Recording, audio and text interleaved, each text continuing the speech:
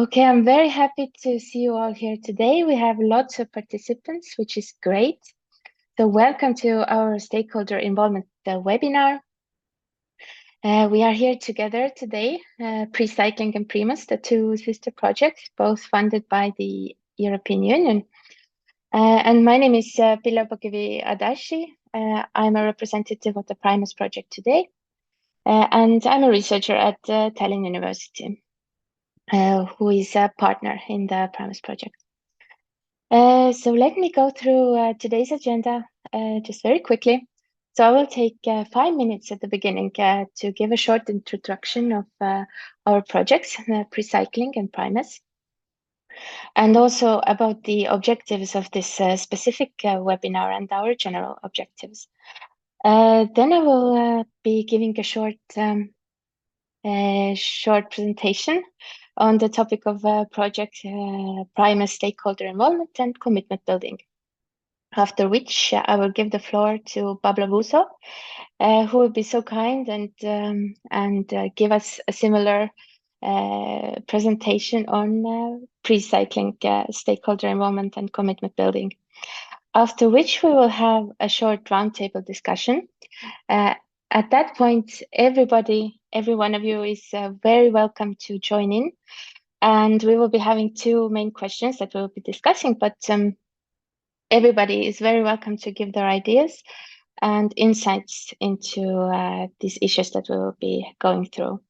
And last but not least, we will have also a short round for questions from the audience. So anything else that might be interesting to you, please make sure that you ask at that point. Okay, but without any further ado, I would like to focus today on the similarities between our projects, actually. So this is why I'm doing the introduction for both PRecycling and PRIMUS. I think that both of our projects are aiming to achieve similar things, which is to create new ways of producing new recyclates, which will be then used for new products. And our aim is to create better ways to recycle. And we are especially interested in this a bit more, one would say, sensitive products, which are home machinery, textiles, toys, and also food contact materials, which makes our work very important. However, we do understand that it is not enough to just create the new technologies. We also need to convince everybody, all different kinds of stakeholders, to take our ideas on board and to believe that it is possible to use recycled materials to create recycled products, that it will be lucrative to sell them, and that it will be completely safe and good in many ways to use them as consumers. So these are our main objectives. And this webinar's objective today is to present our main goals and ideas when it comes to stakeholder engagement. We are, of course, involving different types of stakeholders, but we will talk about it today. We are also presenting our ideas about commitment building, and we will hopefully share our best and worst practices, if not during the presentations of our projects, then after during the roundtable discussion and during the question rounds. And I would also like to point out that if any one of you would like to add something at any point during this presentation, that you're very welcome to raise your hand and we can make it happen. Then I will go into stakeholder involvement and commitment building in the PRIMUS project. So first of all, you are seeing on this slide this very complicated design where we are trying to bring together all the different types of stakeholders that we are in one way or another interested in throughout our project. So of course, at the bottom there, you are seeing the general public, the general community of people. Those are the ones who are consuming the products. They have to be the ones who are accepting them and using them in their daily lives. However, we have also some of the opinion influencers, so to say, and some of the lobbyists, activists that they are trying to work from the grassroots level up and to influence opinions, and also the policymakers, for example, that you can see at the top there, who are making very important decisions about legislation that affects the whole economic cycle of recycling that you can see in the middle, which consists of then consumers, waste collectors, waste sorting companies, waste recycling plants, plastic product manufacturing companies, industry and manufacturing themselves, and then also the retailers. But we do not wish to also forget about the innovators who might be in some sense quite independent if they come from universities, for example, especially, and but not only, of course, research centers and so on, who are really important in making decisions about plastic recycling, and they are an important stakeholders as well. A little bit of important background information before we get into the study that we have already conducted. So we do believe that, and it is supported by previous research, that stakeholders are indeed not like this white paper that you can just write on. It is not only about giving new knowledge to people, but it is also about how we make them believe in this knowledge. How are we combining these attitudes that people might have and their assumptions about the world, and then this new, for example, product that they're supposed to start using. So there's this difficult combination between the two. So first of all, our goal is to understand first and foremost which kinds of people are out there. What do they see as problems? What do they see as solutions? And rather start working from those than start creating our own our own agenda right away. We also are trying to take into account different country level dissimilarities. So we have included different countries in our study. So there are really two backbones to our research in PRIMUS. So first of all, we have created personas, which are this kind of ideal type people that also we believe exist out there. And these personas are created using 3 dimensions. So first of all, we have the generational dimension. We separate people into the young, the adult, and the advanced aged groups. And then the second and the third dimensions are dealing directly with people's attitudes and beliefs and willingness to act or not act on them. So they might be either very responsible, fairly responsible, or neither not responsible at all about the environment and regarding the use of plastics. We have a long questionnaire with different questions there. And they might be very concerned, only fairly concerned, or neither responsible, or not concerned enough or at all about the environment and plastics recycling. So we have created this kinds of personas, and then we are connecting them to our representative study done in 4 countries to understand how these people actually believe, what do they actually believe about the world regarding recycling and plastics, and also the environment in general. And yes, to understand them, and also to see what might be the best ways to convince them to do better. with their consumption habits. So, of course, this research is ongoing, but here is a small example about what we have found. So we had this question, think about the world in 15 years from now. Which of the following statements best describes your outlook for the future? Please choose one. So they are allowed to choose only one.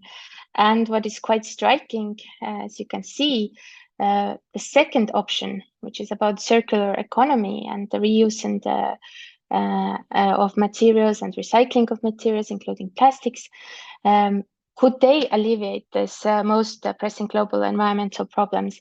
And only about a quarter, or not even as much of the population in the countries under question, actually believe that this is the outlook for the future. Whereas when you look at the question number 6, or statement number 6, that says that global environmental situation will aggravate significantly despite any efforts, which kind of points towards hopelessness. And you see the numbers there, then it becomes quite clear that we have a lot of convincing to do. We really have to give people some hope that things can get better, so that they would be also motivated to act accordingly and to be interested in recycling and recycled products. Of course, we have different types of stakeholder inclusion that we have also written into the project. I wouldn't want to take up too much time discussing all the different types, but we have webinars, we have roundtable discussions, we have interviews, we don't have citizen labs, which is maybe a shame.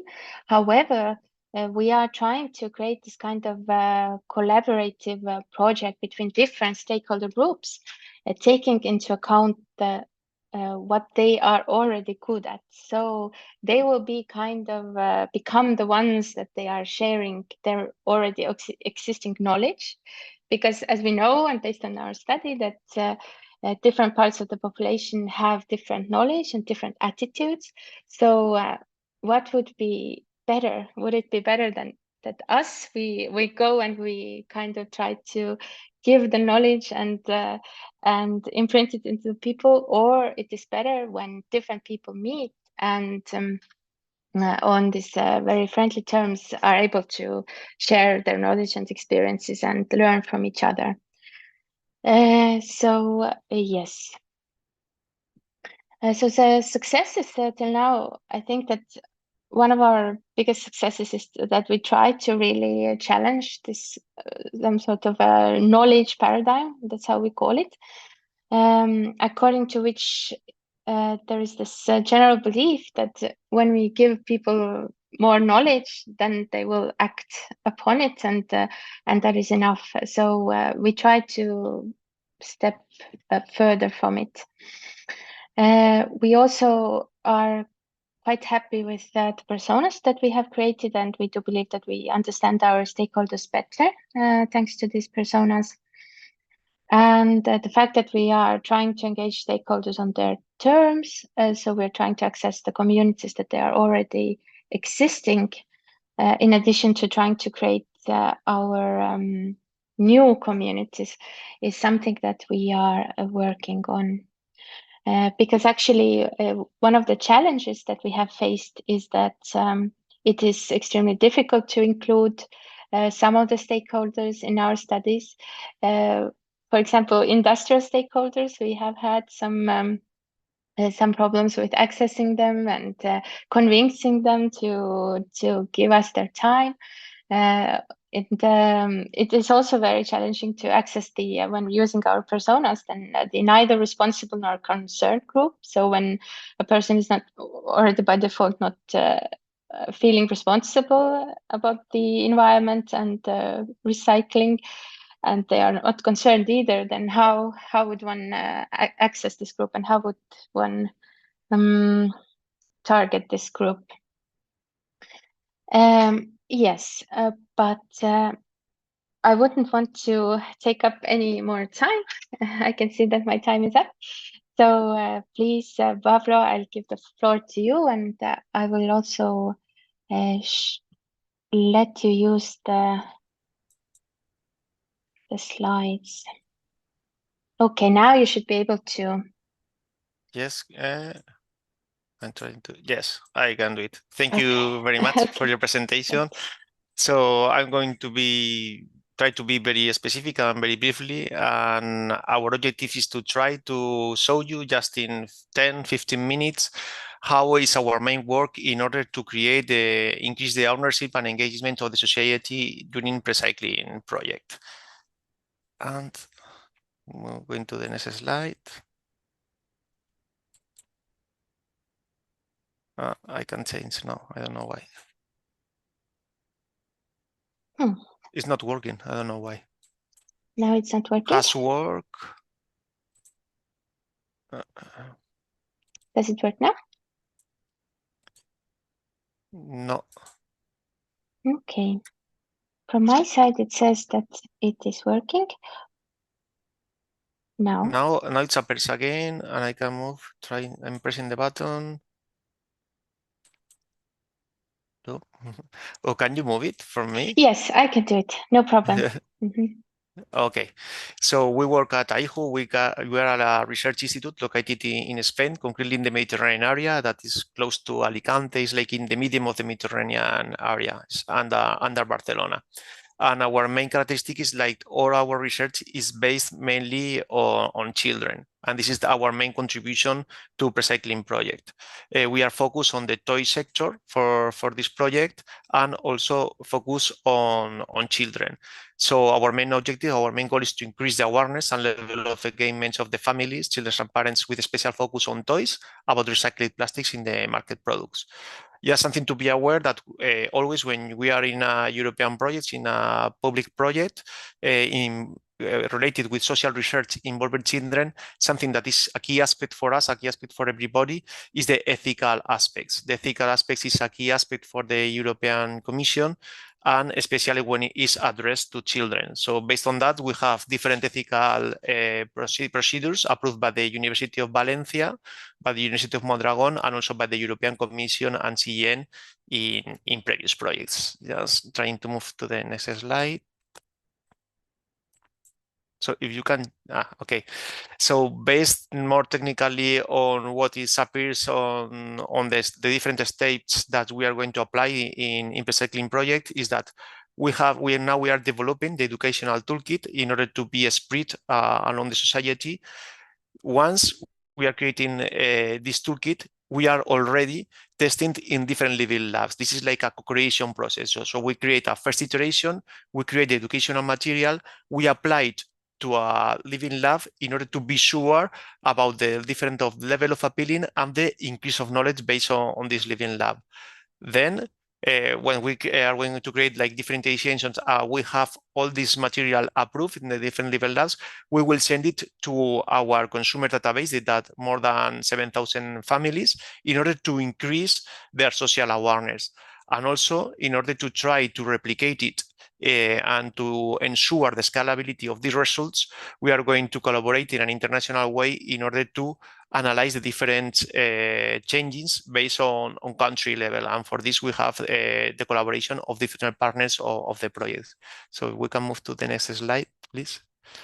So we have more specifically, we have 4 key questions in order to address these tasks in a proper way. So our main question was, how are we going to engage children? Because they have different specific characteristics. They are under development process. How we are going to engage parents, and which are their current recycling behaviors and awareness about this topic. What children already know about recycling, and which is the effectivity and level of appealing of the different educational materials that are going to be developed in PRecycling projects. So if we can move to the next slide. So this is how we are going to try to ensure everything related with these 4 key questions for us. For how to engage children, we are going to use the children lifestyle segmentation that was already developed by AIJU in previous projects. In order to analyze parent current recycling behaviors and awareness, we are going to use consumer studies, specific consumer studies that are going to be carried out for recycling study, project, and also collected different secondary sources, always based on a scientific knowledge and public sources that are already demonstrated. In order to have a deeper understanding about what children already know about recycling, we are going to analyze the curriculum analysis. This is what children are already learning during the school. And also for each activity, we're going to implement, and we have already implemented, different pre-questionnaires activities in order to have like a little exam about their level of knowledge. And once we finish all the activities, we implement to them a post-questionnaire activity in order to have two different variables, two different key variables, information about two different key variables. The level of appealing, if they like or they don't like this activity, and comparing the pre and post activity if they are trying to analyze if they have increased the knowledge about recycling. So we can move to the next slide. So this is the children's life segmentation, is the changes publication that it was like IHU was the first company that has created the children's lifestyles. So previous to IHU's publication, there were a lot of different versions about lifestyles addressed to parents. But when you apply the scientific scales in order to determine the lifestyles, it was very difficult to be directly applied to children. For example, imagine that you ask to children, so what's your interest on political or on religion or on different aspects? So it doesn't make sense. So we have created our own methodology based on their consumer insights, based on their interest on the different variables. They have power to have influence or to have power of decision. So it's mainly on the leisure time. So we can move to the next slide. So based on this, I'm not going to detain on this, but we have, in order to arrive to these different personas profiles, to different lifestyle segmentations, we have applied different techniques, different methodological techniques, the qualitative analysis and also the quantitative analysis.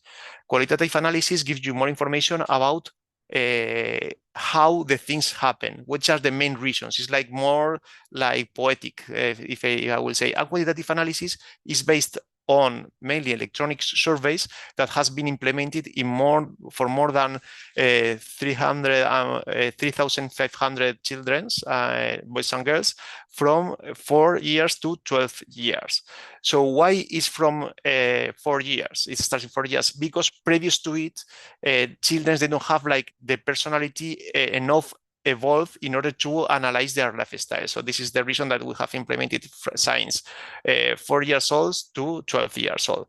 The countries that were involved in this study were Spain, France, Germany, Italy, and United Kingdom. So we can move to the next slide.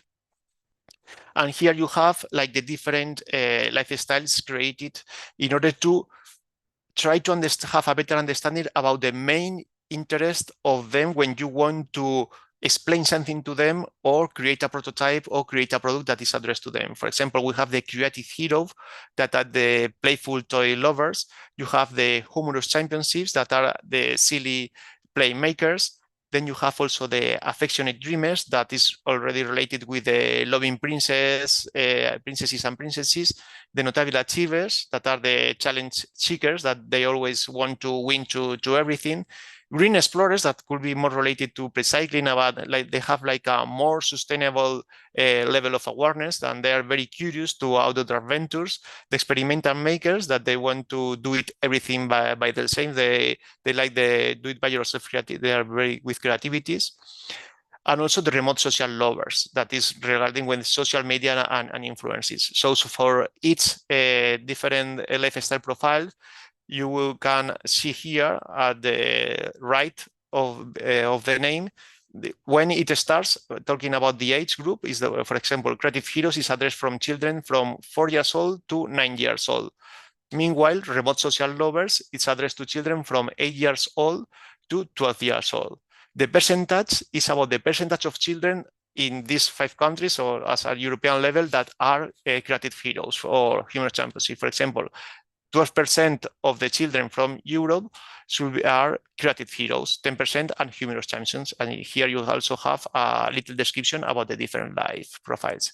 So if we move to the next slide, something that is really interesting is that for each lifestyle segmentation, for each persona's profile, we have representation for all the countries. Each country has its own specific characteristics. For example, the affectionate dreamers has a very high presence in Spain, but all the different lifestyle profiles are present in different countries. So we will move to the next slide.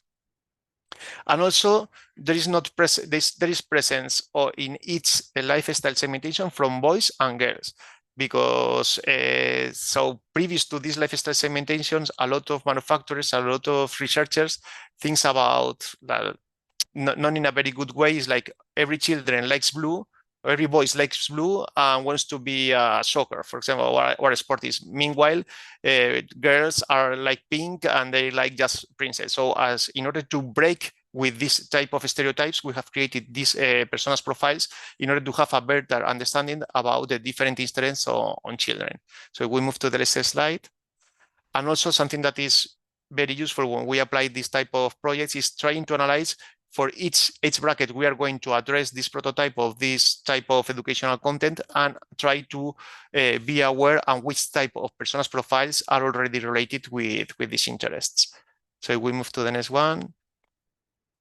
So now this is the way that how we are going to try to engage with children, trying to have a better understanding about their interests and trying to develop the different educational toolkits to each specific children lifestyles profile. But how we are going to try to obtain a better understanding about the current recycling behaviors and awareness. So we are looking for secondary sources, just always based on scientific publications and always based on public publications about the European Commission mainly. And this is the how we're going to obtain this information. So we move to the next slide. But we are also to complement this with an electronic service in order to have a better information about analyze their current habits, detect their main barriers, and create materials for increase the social awareness and promote more sustainable behaviors. Why this? Because it's like everybody wants to, not everybody, but most of the consumers wants to be more environmentally friendly. But when you analyze their behaviors, most of them, they are not applying these green behaviors. So this surveys will give us enough information to detect the main barriers in order to why they are not applying more sustainable behaviors. Because based on our previous research, we have detected that there are a percentage about consumers that are related, mainly focus on the toy sector, about ecological friendly, that are more or less the 20 and 30 or 30% of the consumers. But we have also detected that between 15 and 20% of the consumers, they denied about everything related with recycling, about also about sustainable changes. So we need to be aware which type of consumer, which type of citizens we are going to address all the communication based on that. And if we move to the next slide. Here we have some information about, so everybody wants to be sustainable, but based on previous information, we have detected that the percentage of variations in price that has a direct eye effect on the intention of buying the product. So applying to choice, for example, if you increase the price of the product more than 10%, then you are going to lose more than the 70% of the consumer. So this is something that you need to be realistic. So when you are increasing your price more than 10%, it's like you're going to lose the 80% of the consumer. So imagine just thinking about adult. The regular price of adult is about 20 euros, 15 euros, 30 euros. So an increase of the price of 2 euros, 1.5 euros or 3 euros is going to decrease you the buying intention about 80% of the consumers. So if we move to the next slide. So, and once we are going to create all this knowledge is how we are going to increase this level of awareness is because we have different publications, and the main one is the toy guide. The toy guide has had more than 100 million impacts in the last year, and it's a publication already made by AIHU every year. So the main results of the PRecycling projects will be presented in an article that will be included in the AIHU Toy Guide and also in different social medias about AIHU. So we move to the next slide. So how we are going to try and have a better understanding about children knowledge about recycling. So analyzing the curriculum, analysis, how is addressed the theme of recycling in the schools at different levels. And this is something that we are already implemented. And also with the pre-activities questionnaires. And we move to the next slide. And this is just a small view about the questionnaire that has been developed in order to evaluate the level of understanding of children related with recycling. And if we move to the next slide, and this is like applying similar questionnaire for the post-activity and compare the results. And in order to obtain a deeper information about also the level of understanding of appealing that has been increasing children based on the applying of the different activities. And if we move to the next one, and this is the 5 different activities that has been already developed during this project.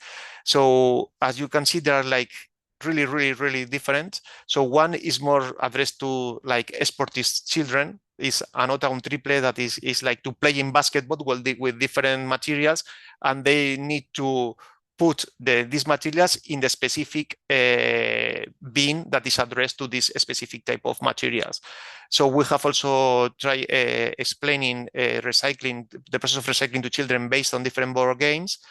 Also, we have a specific area when children can see and touch and play with all the toys that are based on recycling materials.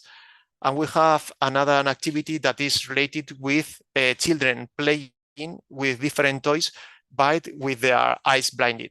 So with this, we like the level of involvement of children is higher. And also here we are also teaching different variables regarding with social inclusion, and something that is addressed for the children that are more artistic, that is about drawing and coloring different things related with recycling. So we move to the next slide. And I'm finishing. So this is the space that when we are developing and applying the different educational toolkits that has been developed. This is the toy experience lab of AIHU. And if we move to the next slide, and this is just some pictures about the schools that visit in this space and how it's applying, and that's it. Next slide. And that's more specific activities. That this is the one related with the board game, and the other one is the one related with throwing, with the basketball. And if we move to the next one, and that's it. So thank you very much for your attention. And if you have any question, just please free to do it. Thank you so much. Are there any questions right after?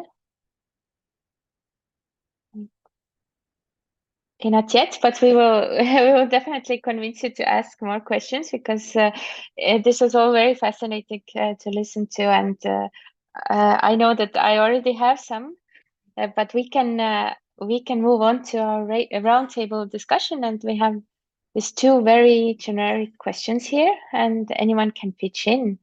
So first of all, what has been most challenging when engaging your stakeholders? So especially in your case, in the PRecycling case, engaging children, you already commented on the ethical side of things, that to have the proper permissions and proper approach, but has there been anything else that you would like to share?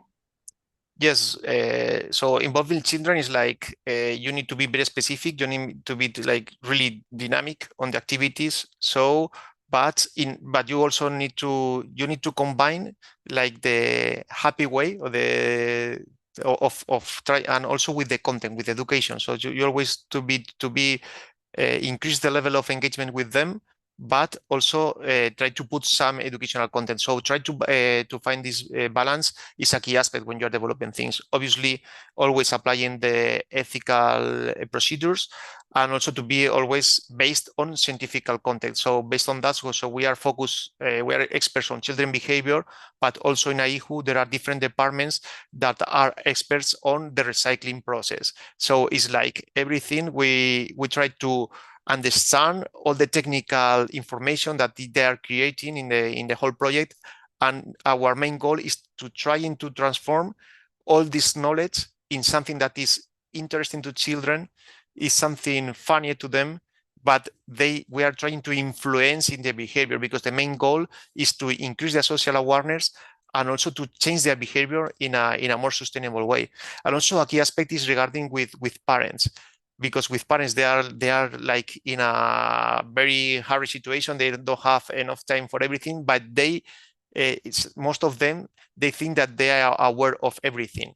So we need to try to create educational content that is very simplic, very synthetic, but trying to be very concrete. And another aspect is like, for example, for the recycling bin colors, is that there is not homogeneity among Europe. For example, the colors of recycling bins in Spain are different from the other countries. And this is something that we need to work about with different policymakers. And to convince them to give you their time, do you have any ways of doing that? Or it has been rather easy to convince them is to involve people. In order to involve people, what you need to do is like to be very concrete and very clear about what they are going to understand or what they are going to obtain. So if you like trying to explain a lot of things in a very difficult way and with a lot of an amount of information, they're going to be overwhelmed, and you're not going to connect with them.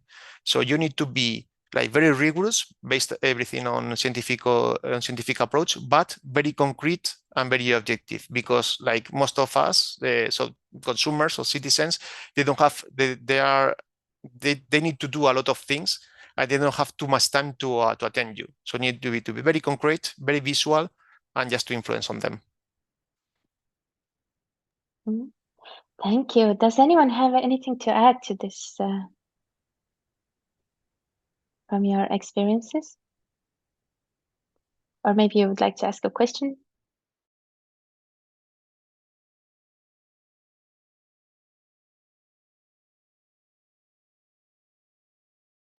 No, not at the moment. Okay. Well, yes, I think that from our side, we have been experiencing some difficulties with including industrial stakeholders, because I guess they are known to have very little time, and also there have been some issues regarding how much they can share with us and whether they would be willing.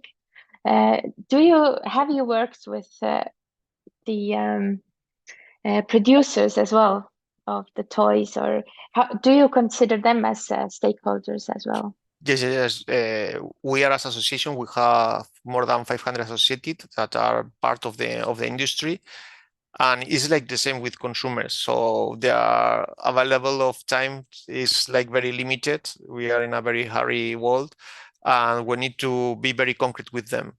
So just we trying to maximize the benefit of being in contact with them, just trying to present something that attaches their attention, and in case of that, just trying to obtain some information about them. So it's a key aspect. So you need to be aware that the time that you are going to be connected with them is very limited, and you need to be, again, with consumers, with the same as consumers, like very concrete with them.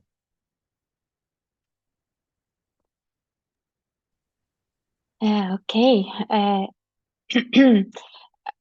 Yes. Please, we have a question.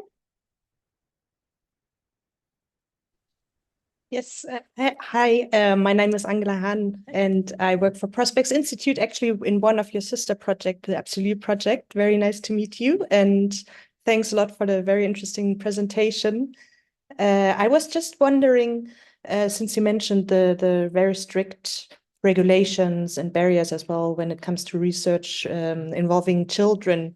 I was just wondering how the setting then looks like when you do like this kind of research. Do you then have people observing you while you do your activities, or how does this work? So it depends. We have different level of ethical procedures applied on the activity. So for example, for electronic interviews, what we're trying to do always is just trying to obtain information from their parents. So because what is said by the different ethical procedures is just as they are in process, they have like they don't have the enough maturity level in order to be aware about the different implications, is that just trying to involve them in case that there is no possibility to obtain this information in other ways. So for example, that you can have this information by asking the teachers or asking their parents, is better to ask them directly to them. But in contraposition to that is that what is said that is also really important to give them the opportunity to express by themselves.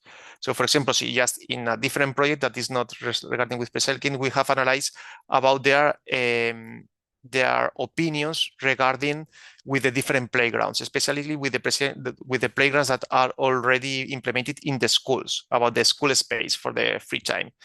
So when you ask to them about their opinion about how will be the ideal space for the free time in the school, you are going to obtain like a really high quality information. So you need to be aware as a researcher this balance of these two things. So trying to don't disturb to children very much because they are developing their maturity level, but also giving the opportunity to participate on it. So this is like the general aspect. So you need to be aware about, be very clear about the objective of the research, and then always ask about the information letter, about the consent letter of their parents. And in case that they have their enough maturity, give them the opportunity to, at the beginning of the research, to explain their involvement in the activity and at least to obtain their consent in at least in a verbal way. So it's like be very, very clear, very specific, and obviously previous to implement any research, make an analysis in order to be sure they are not going to be exposed to any damage. So most or less, so this is a document of more than 100 pages, but like the key aspects is like this, trying to balance between involvement in order to give them the opportunity to express their interest and develop the world, including their opinions, but being aware that they don't have they're not maturity enough in order to understand a lot of things. So you need to give try to obtain information always in a different ways and always asking about the consent about their parents.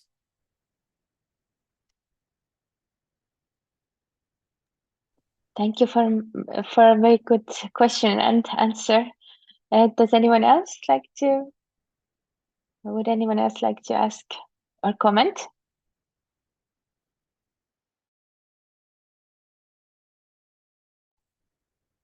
Okay, then maybe we might move towards the second question, which is about generating commitment.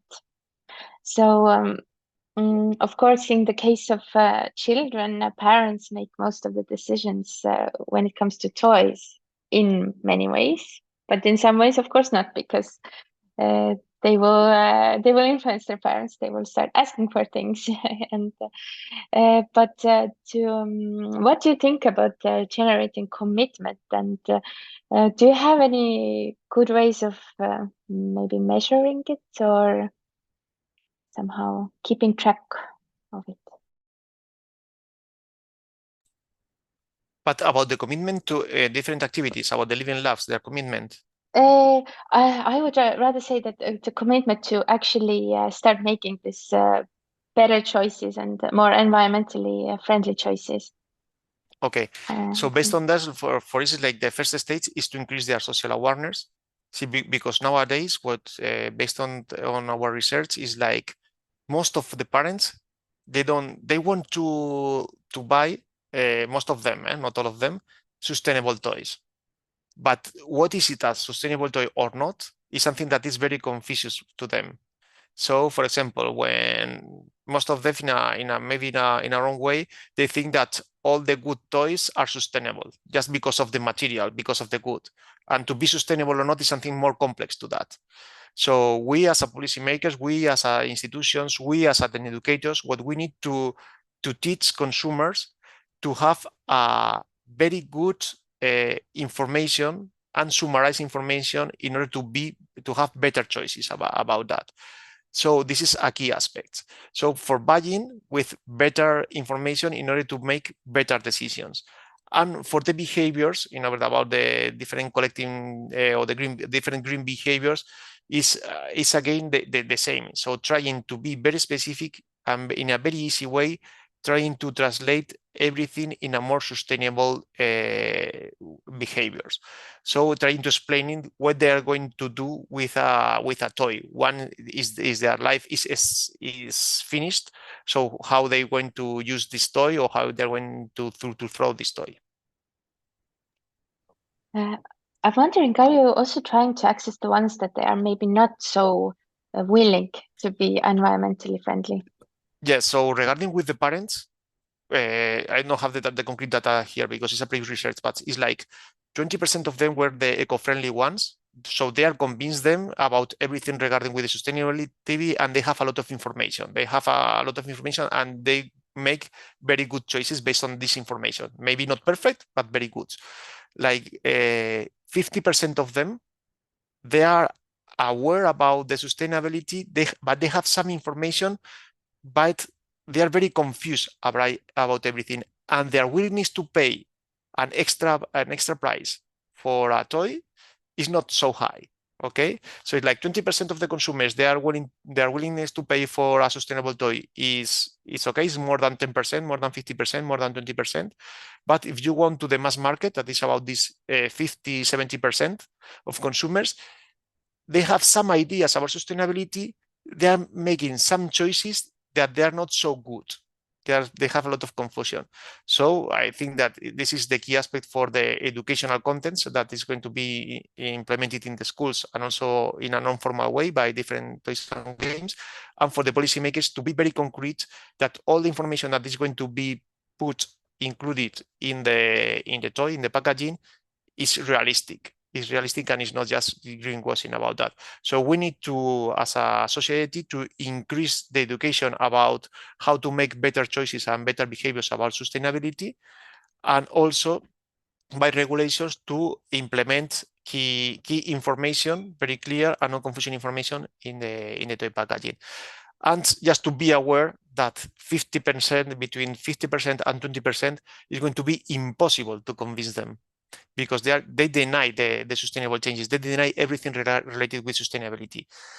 But this is just my impression. We know that this is this type of percentages of people, and so how to address to them is really complicated. I think that we need to focus all our efforts mainly on the mass market, on this 50% that they have their intention to buy and to have better green habits, but they don't know how to apply it. So to tackle first the population that is more willing to change, and Yep. and then. But I'm wondering, does anyone here have any good thoughts about this? How to tackle this problem of involving and changing the minds of this really great number of people that we have in each society? Of course, there are different numbers in different countries, but they are there, they exist, and what to do about them?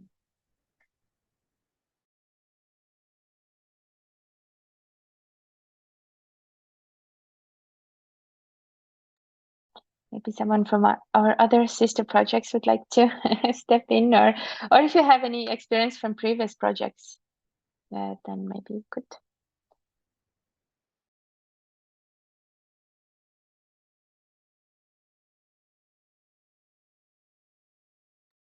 Okay, everybody's a bit a bit shy today. So yeah, of course, I don't have any concrete solutions there because we are also struggling with that. However, there is this belief that, yes, we have one. No, I didn't mean to interrupt you. Please finish, and I will have my comment later.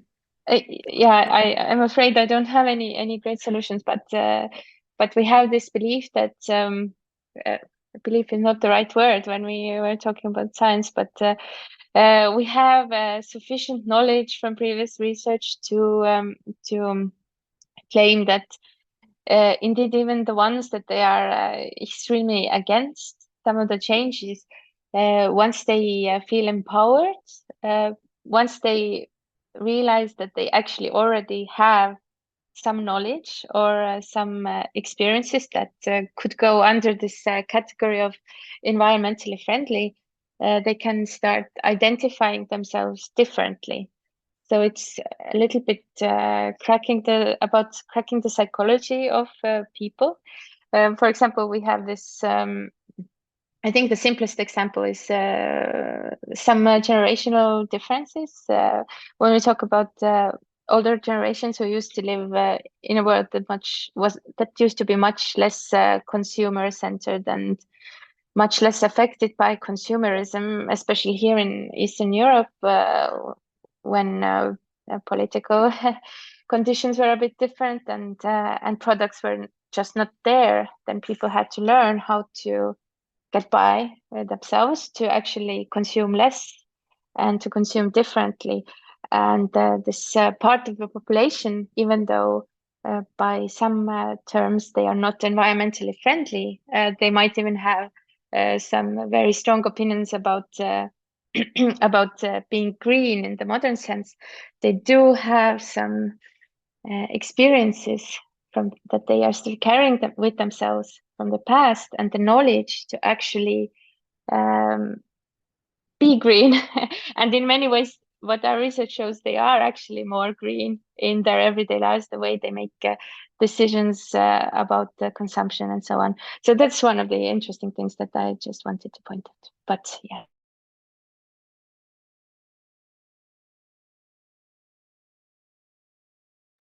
Angela, if you Yeah, it's more common than a question or an answer to your question, because I think this is also one of our main challenges that we, not especially in the Absolute project, because there we have different we have more these kind of activities where we involve different people at different stages in the project.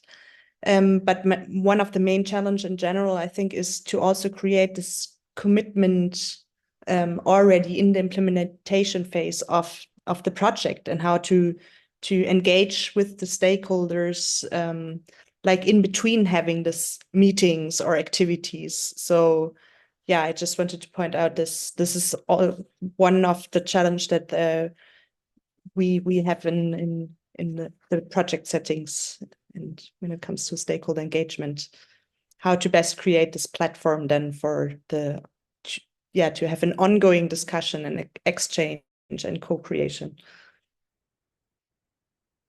maybe especially between in those online environments, between people who are coming from different countries, and to convince them to use these online tools, that you cannot always come together and just see each other face to face, but to convince people to do that, it's also what we found extremely challenging, because we had imagined that we would have this great online community of people, but it is not as straightforward as one might think. But do you have any other comments or questions? I think that our time is ending. We can open the floor to anything else that is connected to the topic. It doesn't have to be connected to this roundtable discussion questions and